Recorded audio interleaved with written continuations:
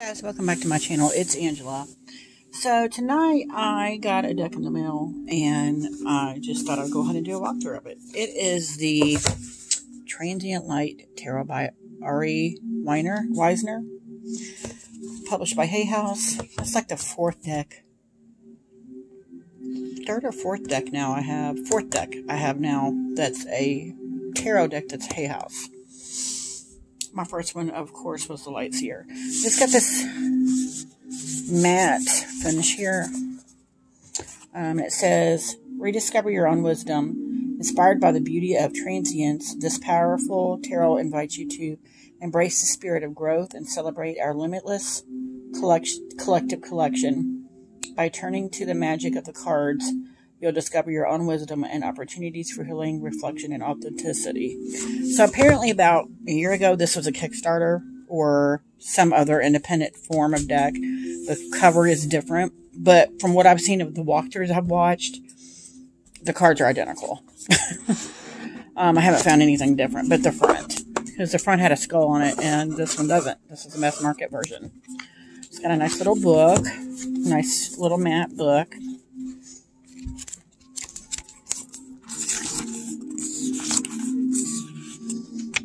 And apparently this has a little poetry in it. I did not know that prior to the walkthroughs. You can see it's just got basic information. We'll get into that. And they got a spread, Artie spread, Faustus Solstice healing spread. And then, yeah. So it's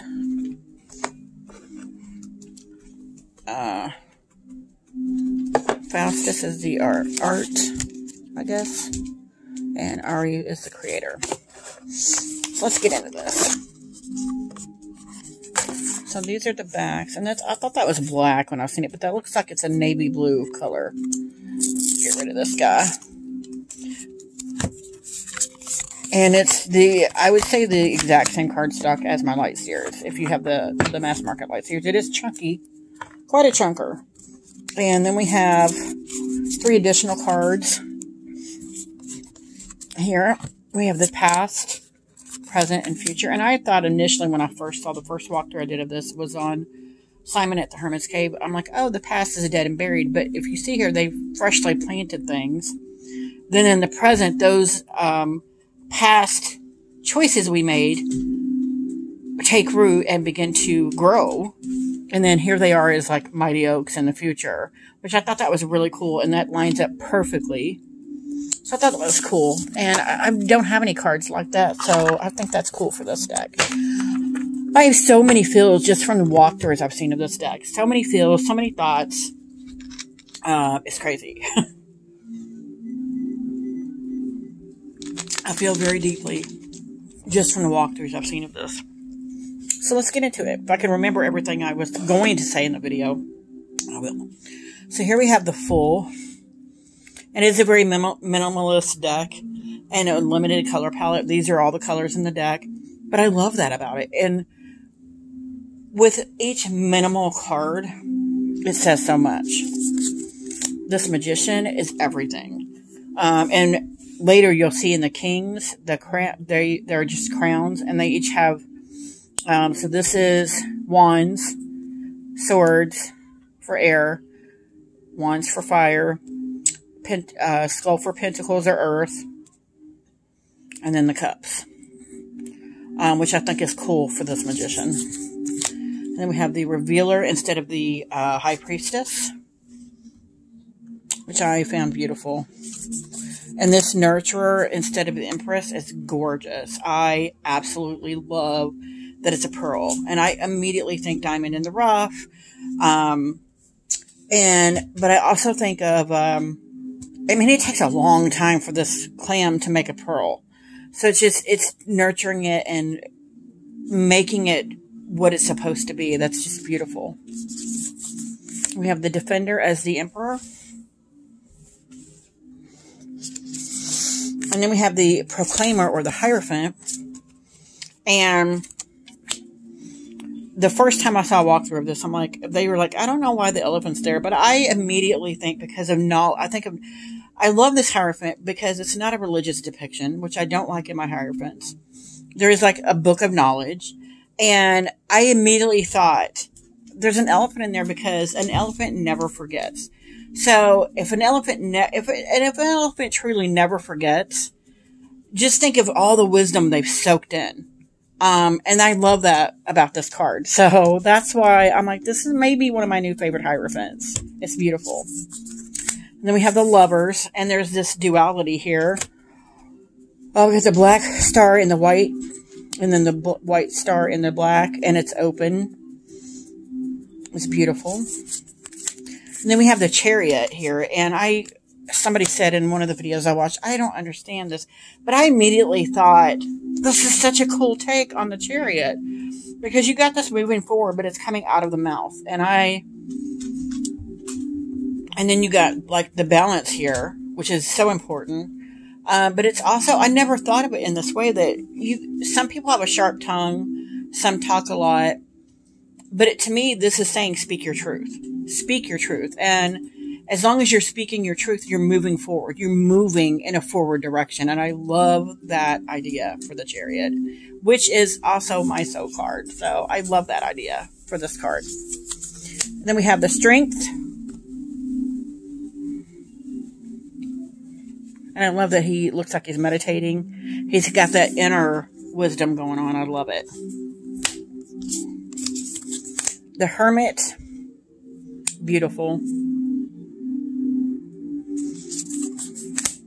The Wheel. And I walked through and somebody's like, I don't understand the art. It's the thread of life. I love that in the Wheel of Fortune. It's amazing. But you also have the dice. So it's like chance, a game of chance. Justice. I love the duality here. That's beautiful. The Hanged One. I could not explain why the upside down anchor in the palm gives me chills, but it does. And maybe we'll see in the book. I don't know. But I love this card. I can't explain why. If you guys know, let me know, because I don't. And then the Death card. Quite a few people were like, oh, that looks like the moon. But I see new growth here. There's new life coming in. And that's, to me, what the Death card represents. Something old going away and something new replacing it. Temperance. Clearly balanced. The Devil is cutting that string. And I love that it's got the locket from the Lovers. It's shut. And then we got the Snake for the Devil, of course. And then we got the scissors cutting that string, cutting that tie. I love that. The Tower, beautiful. The Star, beautiful. The Moon. And the Sun. I actually really like the Sun. And I immediately thought, upon seeing this, the Eye of Ra, the Sun God, which makes total sense for this card. Judgment. And the World. And I love that he's dancing with the, and then we got all the elements here in the eye. It's beautiful. He's seen the world. And we go into the Aces, and this is a more Pippish style deck, but as somebody else said in their video, there is enough in the card, kind of like the Pagan Otherworld. There's enough in the card to glean for what the meaning is. So Ace of Wands, Two of Wands, Three of Wands, Four of Wands. I love how the door, and it's got the light shining here. It's just open enough. There's potential there. Five of Wands. And they're all on fire. That's cool. 6. 7 of Wands. 8 of Wands. 9 of Wands. And the 10. And I like that they're all in a basket, ready to be picked up and carried. And then instead of the Page, Knight, Queen, King. We have the Apprentice of Wands, which is the Page. The Champion of Wands, which is the Knight, and they're all birds in the Champion. The Keeper is the Queen, and they all have keys in them. And I love that that's a sunflower for the Wands. Of course, you got the Rider-Waite-Smith nod there. And then the Crown with the crystal, which is beautiful. So the Suit of Wands to me was very Rider-Waite-Smith. It just gives you just enough of the nods to know what you're looking at. Then we have the Ace of Vessels, which is the Ace of Cups. And I love the message in the bottle. Two of Vessels. Three of Vessels. I love the three together, working together as a team. Now this four, somebody's like, I don't get it. I totally get it. The four is usually about missed opportunity. And I see these three up here are like dying. Like and their water can is right there. I mean, this is clearly a missed opportunity. You could have let those they could have survived if you just picked up the can and watered them. So that makes total sense to me. Five of Vessels. 6. 7, all about choices. Of course, I love it. It's in different baskets. 8. Okay, here's one that I was like, my heart skipped a little. Because the 8 of Cups is all about walking away, letting go. And I have been getting the 8 of Cups pretty much since I started my tarot journey. And I've actually I actually think I wrote when I first started writing, talked about a shattered vase. Like, I felt like a shattered vase. I was cracked in so many places. But this card is so much deeper than that for me.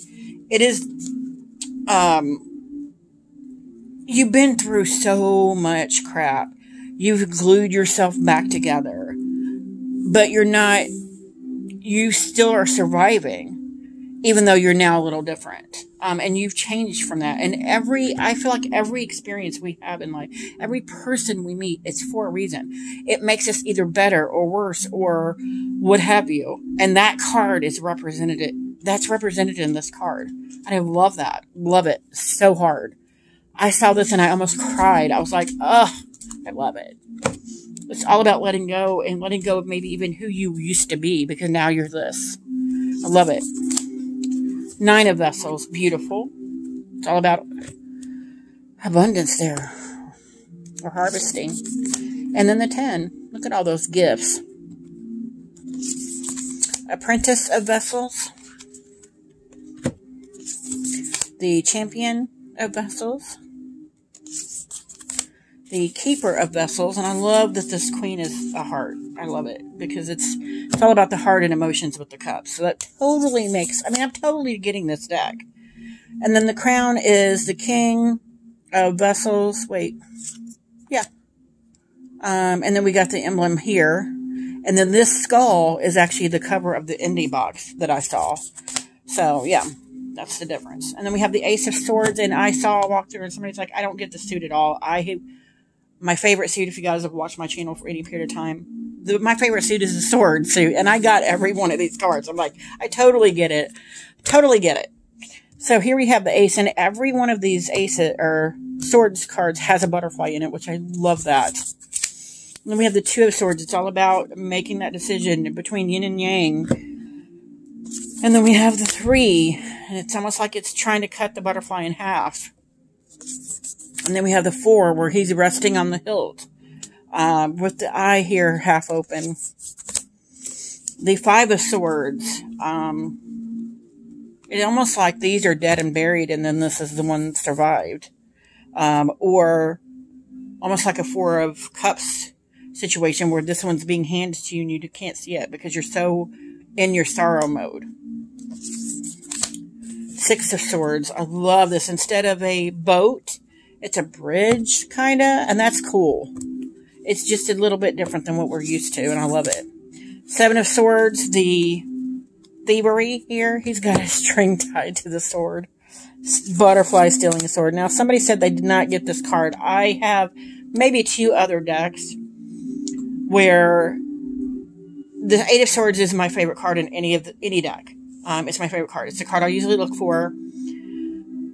I love this image of the Eight of Swords because it's that person looking up. And instead of being trapped, which is what this card technically means, I always see it as the potential. They're narrowing in on the potential that they have. The unbridled potential. And I just love that. I love that. Nine of Swords. Not really getting a nightmare vibe, although there is clouds. Maybe you're dreaming. Get it? Ten of Swords, they're all broken, and I totally get that for the Ten of Swords. Totally get it. And then we have the Apprentice, the Champion, the Keeper, Queen, and the King. And we got the Crown, and we got the Feather for air. We have the Ace of Pentacles or Coins. Two of Coins. Love that balance here. Three of Coins. Four of Coins. Five of Coins. Somebody said they didn't get this either, but this is Five of Pentacles, being left out in the cold or being overwhelmed. And I totally get that here because you're like, oh, my pearls just fell and I got to get them all off the floor. Totally get it. It works. Six of Coins. Give and take there. Seven, all about abundance. Or not abundance, but harvesting. Eight of Coins. Love it. Nine of Coins. This one's all about abundance. Look at the grapes. It's gorgeous. I love the coloring in this deck, too. By the way. Ten of Coins. Which we kind of saw this door opening in the Four of Wands. And then we have the Apprentice with the new leaf, the new growth, the Page, the Champion, the Keeper and the Queen, and then the Crown of Coins. And my music just stopped. So that's this deck, and I think it is brilliantly done, honestly. I can barely get my hands around it. That'll loosen up over time. Guarantee it. Riffle Shuffle. But Riffle Shuffle's okay, but not as great as I want it. Let's pull a card and see what the book says. I'm so excited. So excited about this deck. And by the way, okay, I saw this deck when it was an indie deck. I was like, oh, I want that. And then it just went out of my head and I forgot about it. The other day, I was on Facebook and saw Hay House having a deal last Thursday. And it was on sale for $8. So I paid $8 for this deck. It's normally $26. So I don't know if the sale's still going, but if you want to check it out, it's worth it. It's worth $8. And we pulled the Two of Wands. And to me, I keep getting told this is a travel card. And I keep getting told that I'm going to travel. That is not ever going to happen, I don't think. And what? Oh, that's the past, present, future cards. But let's see what the book says here. I opened it up almost to it. It's time to gather all you need to manifest and make plans. Thread all your designs with a focus on your core purpose. If you have a clear idea of your destiny, create it. If you're still unsure, build around your principles. Perhaps look beyond your immediate surroundings and talents to other sources and minds. Wow. That's exactly what I've been thinking about. Begin by exploring the possibilities without boundaries. Then work out the limitations and practicalities of how to get thereafter. Beautiful. Beautiful. I'm going to see what the Eight of Cups says real quick. Eight of Vessels. Just because of that vase. It's still haunting me. The Eight of Vase. The Japanese art of kintsugi embraces the beauty of an object's cracks. This card is about disappointment, things that don't always live up to expectations. Don't gaze too long at the missing part. Shift your eyes to the full picture. Dismissing this vessel for its imperfection denies its charm and history. There's often more to a person than meets the eye, and a hidden gem in the broken pot. Wow. That's beautiful. So, yeah, that's my new deck. It is the Transient Light Tarot. If you guys have this deck, let me know. If you're getting it, let me know. But, well, if you have any other questions, comments, concerns, don't hesitate to comment below. If you like this video, give me a thumbs up. If you want to see more, please subscribe. And don't forget to hit that notification button so you're alerted to any future videos. And you guys have a good night. Bye.